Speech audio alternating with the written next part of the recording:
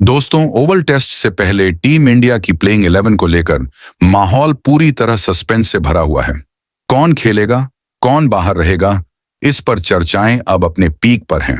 सबसे बड़ा सवाल खड़ा हो गया है फास्ट बॉलिंग कॉम्बिनेशन को लेकर।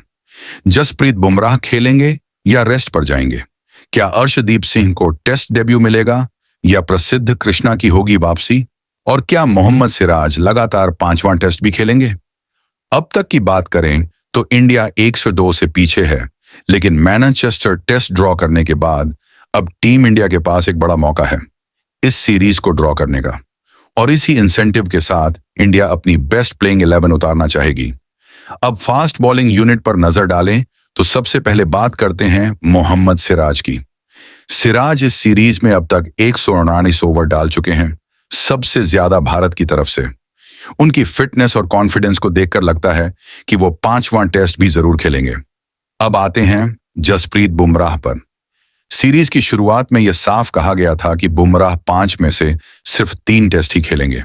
गौतम गंभीर ने भी मैनचेस्टर टेस्ट के बाद यही कहा था कि we will take a call as we approach the game. लेकिन असल में वो नहीं चाहते थे कि बुमराह की प्लेइंग को लेकर कुछ भी सामने आए जिससे इंग्लैंड को तैयारी का मौका मिल जाए। अब तक के पैटर्न और वर्कलोड को देखते हुए ऐसा माना जा रहा है कि जसप्रीत बुमराह इस आखिरी टेस्ट में नहीं खेलेंगे। उनकी पेस भी सीरीज के दौरान कम होती दिखी है। जहां पहले टेस्ट में वो 140 के ऊपर कंसिस्टेंटली गेंदबाजी कर रहे थे, वहीं दूसरे और चौथे टेस्ट में वो स्पीड 135 के आसपास तक गिर गई थी। तो शायद अब वर्कलोड मैनेजमेंट के तहत उन्हें रेस्ट दे दिया जाएगा। तीसरे तेज गेंदबाज की बात करें तो भारत के पास 3 ऑप्शन हैं: प्रसिद्ध कृष्णा, आकाशदीप और अर्शदीप सिंह। प्रसिद्ध कृष्णा 2 टेस्ट खेल चुके हैं, लेकिन ज्यादा इंप्रेस नहीं कर पाए।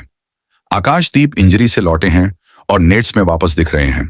और फिर हैं अर्शदीप सिंह, जिन्हें अगर मौका मिलता है तो वो अपना टेस्ट डेब्यू करेंगे।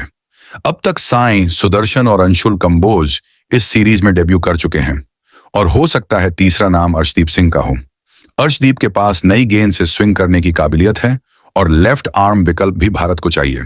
तो जो तेज गेंदबाजी का कॉम्बिनेशन नजर आता है वो हो सकता है मोहम्मद सिराज, आकाशदीप और अर्शदीप सिंह।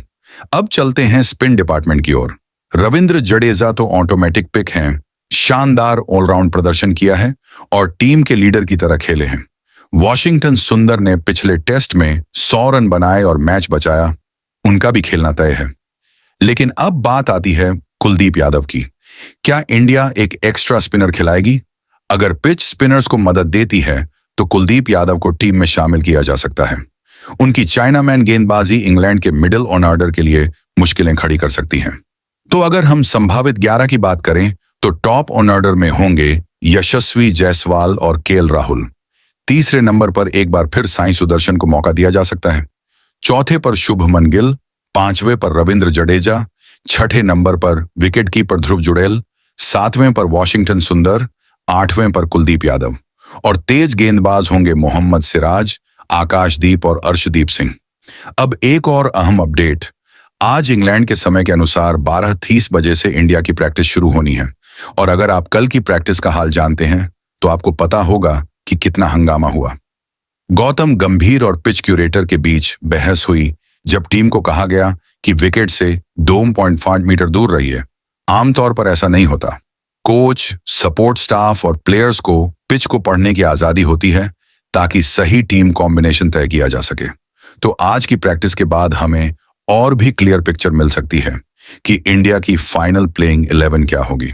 और हाँ, आज जब आप ये वीडियो देख रहे हैं तो शाम तक स्पोर्ट्स तक पर मैं अकेला नहीं रहूंगा। मेरे साथ कोई खास जुड़ने वाला है इस बड़े मुकाबले की कवरेज के लिए। तो तैयार हो जाइए ओवल टेस्ट के लिए। एक और मुकाबला, एक और जंग, जहां टीम इंडिया के पास है सीरीज को बचाने का आखिरी मौका। चैनल को सब्सक्राइब करिए, वीडियो को लाइक और शेयर करिए और कमेंट में बताइए आपकी प्लेइंग 11 क्या होगी। मिलते हैं अगली वीडियो में। जय हिंद।